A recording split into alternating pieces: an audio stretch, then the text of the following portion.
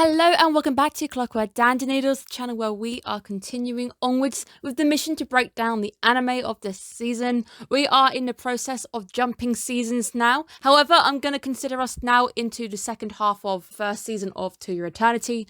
Before we get going, make sure you guys are subscribed. We are only 6 subs away from hitting 400. This is a big milestone for me, so thank you guys so much. If you are already subscribed, you guys mean the world to me. I also have to thank you guys for being there. I've had a very sad week, and those of you on the Discord will know that. There is indeed a Discord if you do want to go and lurk. But thank you so much for the people who have been there. Understanding during this moment of time, this is the first video I am recording after everything that has happened, but thank you guys so much for being there. So if you are enjoying the videos or you have just found me, make sure you are subscribed. There are 4 new anime coming to the channel now. We've got a few new animes kicking off. We've got the case study of Vanitas, we have The Detective Is Already Dead, we have Obey Me, and we also have To Your Eternity continuing on, and with a possibility of me doing some more stuff depending on how I feel. But we are now approaching 40% of my overall target. I need to hit that 1k mark. Are you guys okay? How are we all feeling after this week's episode doing what it did as well, in a way that this week's episode lulls us into a false sense of security and then it smacked you in the face? There are some details I want to talk about this week because I tried to sit on some of these details until I needed them. Because there's a few details I picked up last week that I didn't really want to talk about until this week because I kind of figured they'd be important. So let's just wait till we get to that section in particular. We are finally getting the big overall arching plot. There is something much bigger going on in this anime. It's been bigger and it's been going on for a while, but we're so invested in the human side, the side of the people, the many different people we meet along the way, that there's definitely something going on. I will be referring to the knockers, or in the UK slang that means boobs, as boobs because I'm finding it absolutely hilarious to do so. So that is what we're going to call them for now. We are told that the roots of monster, this enemy, this thing, are underneath the entire region, and they are here to destroy it all. We do get to see them going quite ham on the mansion, but it does lead to the question is, how big are these guys? Are they able to grow even larger? How much of a threat are they gonna ever get to the point where they can destroy an entire country, in a sense? So the narrator, we also get to see pausing time a little bit more on his powers and what he can do. But we do get to see Fushi forcing himself to transform in front of the people this time to save them. He is forced to do something that he swore he never would. He was trying to live his human life, and through protecting people, he is actually forced to finally reveal everything to save their lives. Something piercing Gugu, and I perhaps think this might have initially been the moment. Part of the fake boobs, the knockers, they pierced Gugu. This red thing, this root, this thing pierces him. And we've seen this often enough where a form is stolen by them. I don't know. I do think this might have just been a red flag because it definitely looked like they were at least taking information from him, because a little bit later on, they know how to counter the fire which he uses. But these roots are definitely more than just alive. I think they are a bit more smart.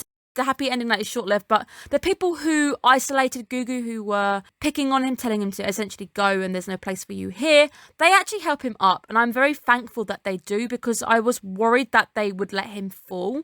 But it's nice to see that they aren't completely heartless enough to let him fall to his death. They do end up saving him.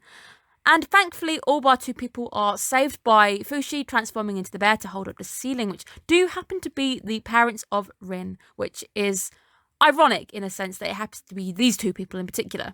Now, I definitely think that our fake boobs or our knockers are definitely up to something specific. And it's more the fact that they definitely attacked the place where Fushi was, and they sought out Gugu in particular. This thing, this entity, being a bit more smarter. Gugu saving Rin's parents, I thought would be great.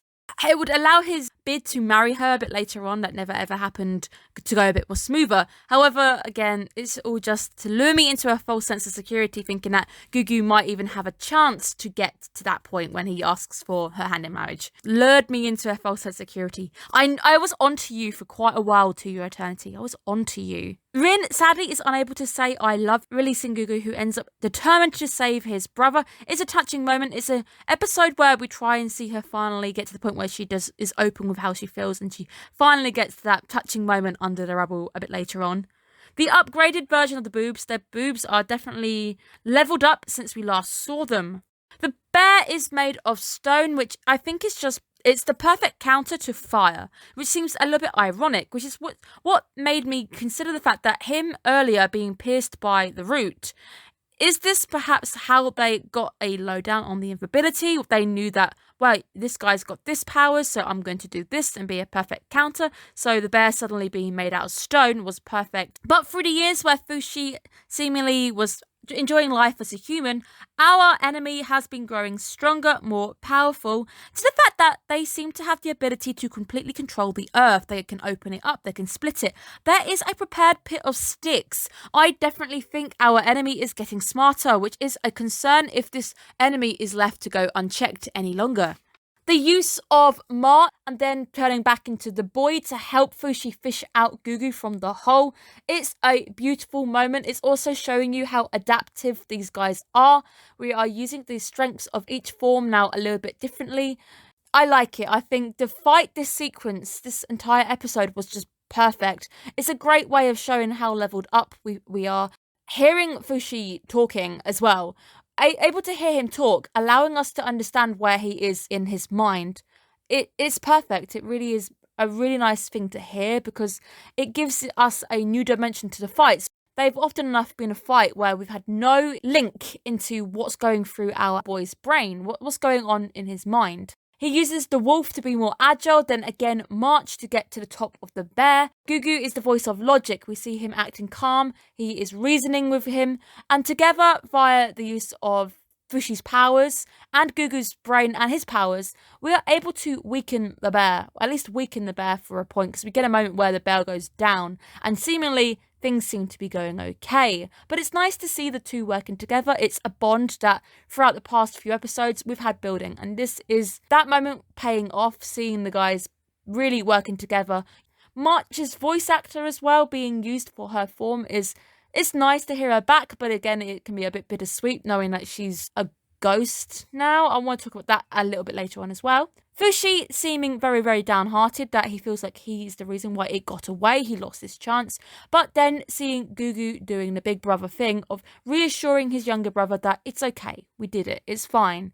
It's great. It's really nice seeing him coming in, knowing that he would have let that beat him up. He would have let this idea that he let it get away beat him up for quite a while. So Gugu is trying to reassure him that we did the best we could, it's okay, we're now getting stronger. So it's a nice moment to see Gugu trying to reassure a younger brother. Sadly, the touching moment is broken by the form, which I think he ends up losing, and we see poor March getting completely crushed. It is quite brutal. There are moments in this episode I can't show because YouTube isn't a fan of the human bean juice, can't show you it. And we get to see Rin coming in to save Gugu, which is a very, very nice moment because we finally get to see Rin character growth, her now acting on impulse, her actually going in to do something that I don't think she would have done many episodes ago. But it's just seeing that she takes action to help the person she loves. She takes action not to just stand around and be constantly saved. It allows Gugu to escape, but I was wondering where the hell Fushi was.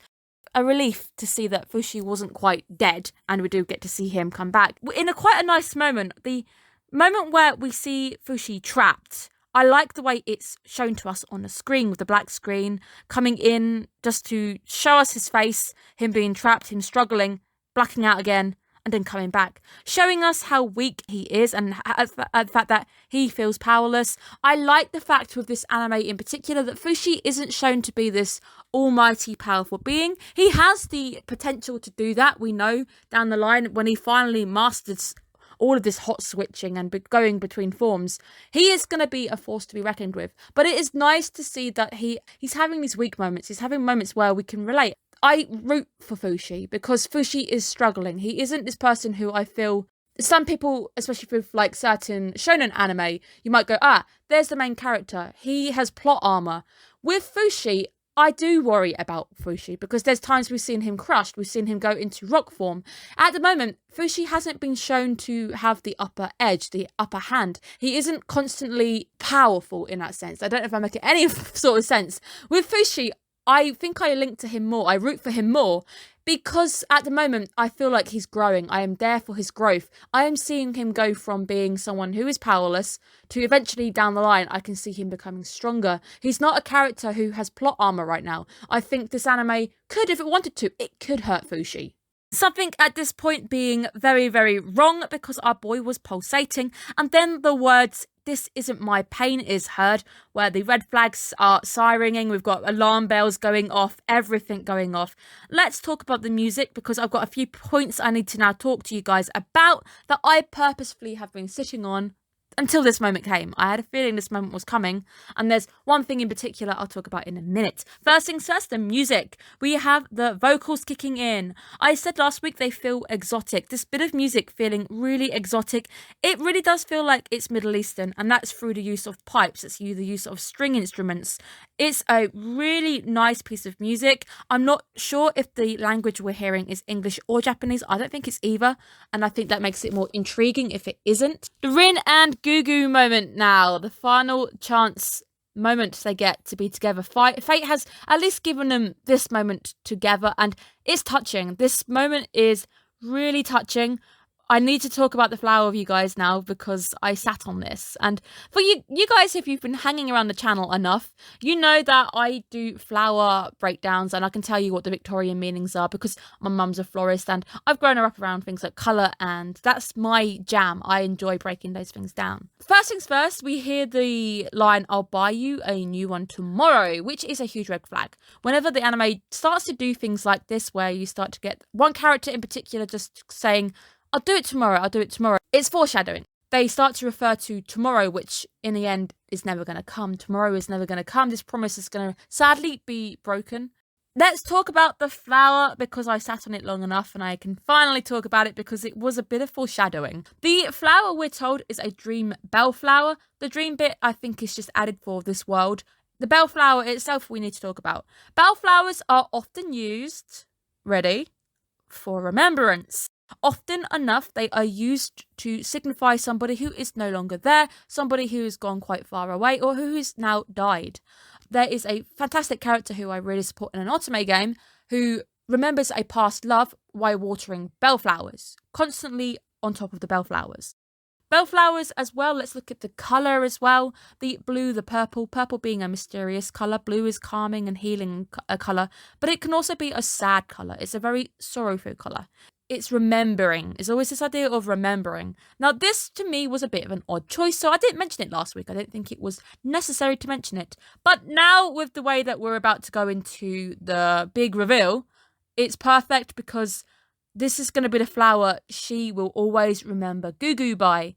It's the flower that he saved her that initially, and then that's the flower on her chest as he passes away. And at the end, we see her surrounded by bellflowers. Bellflowers are remembrance. It is a fond forget-me-not, never forget me, and this is a beautiful colour. It's calming, it's gorgeous, it's gentle. The violin piece as well, also leading me into this. See, I had a lot of trigger warnings. There was a lot of flags suddenly giving way. So the initial big reveal of Gugu, alas, dying, I was on it. I was 100%. I knew it was happening. The violin piece at this point is gorgeous. Rin seeing Gugu for who he really is by lifting up the mask to see his true face and very bravely kissing him is so perfect. It is beautiful. A fantastic moment. The violin now giving it away. The violin starts to trill, but it's playing the minor scale. So something which should sound so beautiful and sweet, it sounds sorrowful. This piece sounds like it's coming up to something quite sad. And in a way, yes, because F you in the feelings. This is to your eternity. Gugu has died. Gugu passes away. Perhaps that kiss was the last thing that he ever got. But kudos to the man for dying to protect the person that he truly loves and hearing the I love you at the end. Probably breaking most of the audience at this point as well. Let's give a big kudos to the voice actor for Fushi at this point. The screaming that he's not dead, the pain in his voice, the denial, the remorse as he starts to attack over and over blindly without even thinking because of how heartbroken he is. And we did mention it in the comments. This is why I love you guys to pieces. We even said that the death of Gugu was going to hurt more than any other death because Gugu has had the biggest impact in Fushi's life, and Fushi now finally understands what it means to die. This is going to hurt a lot more, and it definitely seems to have the biggest impact on Fushi so far. But it also was a very sad moment. It's also quite nice to see that I was worried that the cycle of meeting somebody then them dying was going to get a little bit repetitive in the plot. No. To Your Eternity is finding so many different ways to make it non-repetitive. They faked out so much of Gugu. They gave us many moments where Gugu could have died, and there were warning signals all over. I think in many of my videos, if you go back for a few of them, I've pointed out lots and lots of red flags. They are all red flags which were just delayed. Those red flags were still there. We knew Gugu was eventually going to die, and there's a point as well in the beginning of the OP where the orb in the narrator's hand shows you the different forms of the orb. Gugu is there at the end. He's right there at the end. I think it's just, To Your Eternity is showing us that you might think that using the same formula over and over again is going to get repetitive. No. I'm going to make it different. I'm going to make it interesting. You're going to not see it coming. It's going to come when you least expect it. Unless you're Becca and then you know flower meaning and you start picking up on the minor scales. All of this stuff leading me to go, this is the moment when Gugu dies. The violin at this point is just absolutely gorgeous, really taking us out the sequence when we finally lose Gugu. Plays us right through the sequence in the water where Fushi is there with the narrator and the bear seemingly steams up and then breaks apart, and then we lose the march form of him. It goes into the forest.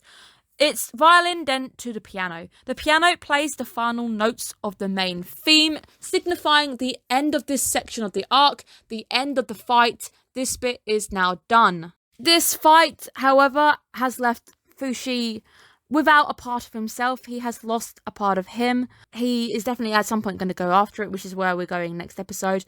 But again, the narrator telling him you need to go east, Fushi just again ignoring him, not saying a single word, where I can't wait for next week because I do think they're finally going to converse or at least say something, which is what I'm waiting for. I need a conversation between these two now that Fushi is logical. Seeing Shin, Gugu's brother, arriving just at time to see what happened to his bloodline brother is, again, heartbreaking. As much as we didn't like him and he was the deadbeat brother, Shin as well, though, he was happy to accept Gugu's wishes to not be with him and not continue working with him. He was happy. He accepted his punishment. He accepted that I was a really bad brother. And I think that's what makes this next bit still hard to watch, because at the end of the day, he's still Shin's proper little brother. And yes, he failed him horrifically. But seeing his brother's body laying on the floor must have just been heartbreaking. Losing Gugu as well is probably the last straw that is actually able to put him finally on the straight and narrow. We do see a bit later on. It is what leads him to finally live an honest life, because he lost everything dear to him.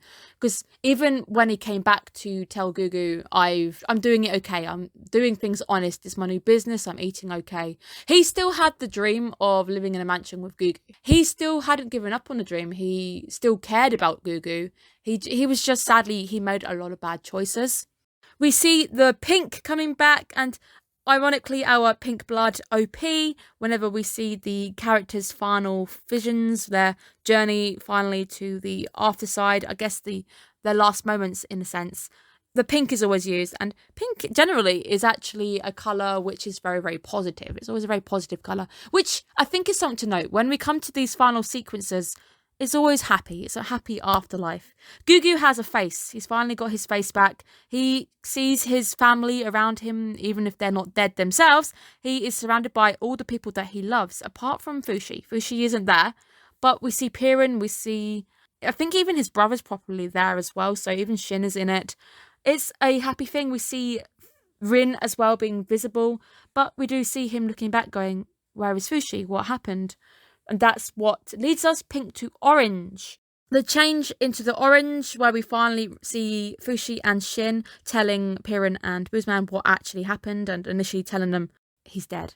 The orange is a really gorgeous colour. Orange is a very warm colour. It's optimistic, it's fun, which you might think is a bit weird for a moment where we're telling somebody that your son, who isn't your real son, but you've seen him as a son, he's dead. This is what I think is more the positives that Gugu brought into Fushi's life. If a colour was to represent him, orange was perfect for Gugu. Or he was a fun character. He was optimistic, constantly optimistic. He was very creative. All of these things are associated with orange. If this had been amber, however, amber is a sign of death and the past. Often enough, we see amber.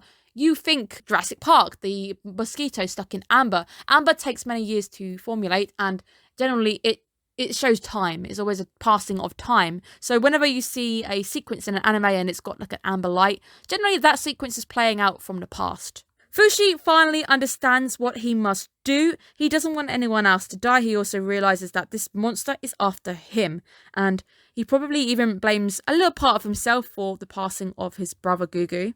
We get to see Shin living his new honest path, helping with the rebuilding of Rin's mansion.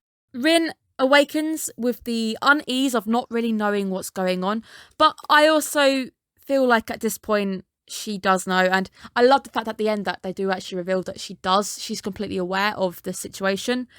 As well, we have a nice sequence seeing Gugu trying to comfort Fushi. Fushi can't hear, and it's very similar to where we see March pulling at Fushi, trying to get him to stop her sister killing herself. But Fushi also is not able to interact with the ghosts. And I'm going to call them ghosts at this point because I think they're ghosts. But we see March and Gugu locking eyes. So perhaps there's ability that March can see Gugu, Gugu can see March. A comforting aspect in that sense too, that maybe she can talk to Gugu and they are watching Fushi as things go by, because perhaps her ghost being there means that she is seeing everything that is going on with Fushi. And I would like to hope that she's proud as a mum, she is his adoptive mother of course, that she's proud of the growth that has happened with her son, and he's finally able to talk and do the right thing and protect people that he loves. Rin's confession of love, talking about this end section now, I think I understand why he chose to turn into Gugu. He's trying to comfort her, but he also has the intention of leaving. So we know that he is leaving off now, he has to go somewhere. But he tries to tell her that Fushi is dead. So he tells her, this is a lie. Fushi died. This is the grave, even though it's technically Gugu's grave. I'm wondering if it's supposed to make it easier, the fact that he's heading out, he's leaving as well. So technically she's losing both of her family. Everyone else around her knows the truth. Anyway, it would officially come out, because we even see Shin helping out on the estate, who definitely knows his brother's dead because he carried his body. So it would have got back to her. The moment the confession of love also forces Fushi to have a bit of a meta moment where he goes, "Why am I me?" Which is interesting. He's finally starting to think more philosophical. He's starting to ask those harder questions. So not only now is he learning to be more vocal, be a bit more sociable, he's starting to ask bigger questions and look inwards at the person that he is. We do get to see Piran and Boozman actually helping Gugu/Fushi at this point get away. They actually obviously stop her going with him. They understand that he needs to leave. So they're also helping at the same time protect Rin in that sense. Sadly, again, this would be a broken promise, because she says, "I'll do it tomorrow with you." And he's like, "Well, yeah, sure, we'll do it tomorrow." Fushi definitely couldn't live this lie though. So he definitely couldn't stay and pretend to be somebody he's not. He wasn't going to sit there and marry Rin because it's just not right. Fushi has to leave. He's got to leave now. He's got to go east. The plot's got to continue. We need to now jump into a new arc, and I'm very excited to do so. But it's a very sad, a bittersweet ending with this as well, because Fushi leaves the ring with Rin. He says, "This is a good way of remembering him." Oh, wait, me. Remember me. I think at this point it was supposed to be a way of just breaking it very gently to her, because he had that intention of leaving. Section as well where Piran and Boozman also try and give him all the bits and pieces because they know he's never going to come back. That goodbye is very, very painful, and at least it allows Rin to be able to say goodbye. Right at the end, we see her laying with the bellflowers. Once again, the flower I told you guys, meaning remembering.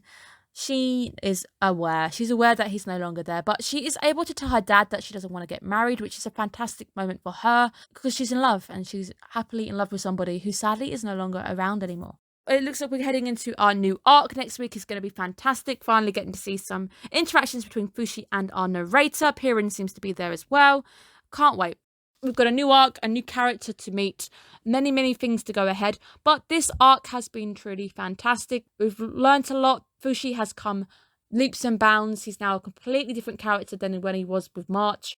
I can't wait to see where we're going. To Your Eternity is definitely growing leaps and bounds each week. It seems to be showing me more and more reasons why I keep watching it. Why do I keep going back? I did say that I was very concerned that it might get repetitive with the cycle of I'm meeting you, I'm going to die, you're going to die, then I'm going to turn into you. I was concerned that it would be a bit repetitive, but it's not. And the way that Gugu was handled with the fake outs, I think as well was... The anime is definitely trying its hardest to try different ways of evoking emotion from us. It's trying its hardest to show us different ways in which sorrow and pain can happen. It's an anime which doesn't shy away from killing characters off as well. So it's definitely an anime that stands out to be a bit more realistic in that sense. And like death can come to anybody, no matter how old and young they are. They could have easily given Gugu a happy ending, but this wasn't the story for that. This story, he didn't need to have that happy ending. But I'm very excited to see where we go next week. Thank you guys again for tuning in. You guys mean a lot to me. I think it's safe to say we're now in the second half. Welcome to the new anime season. I can't wait to see what the new anime season brings. There, of course, will be a halfway review at some point, so make sure you guys are tuned in. Make sure you've hit the bell and everything so you don't miss that video when it goes up. Have a good day, guys. Goodbye.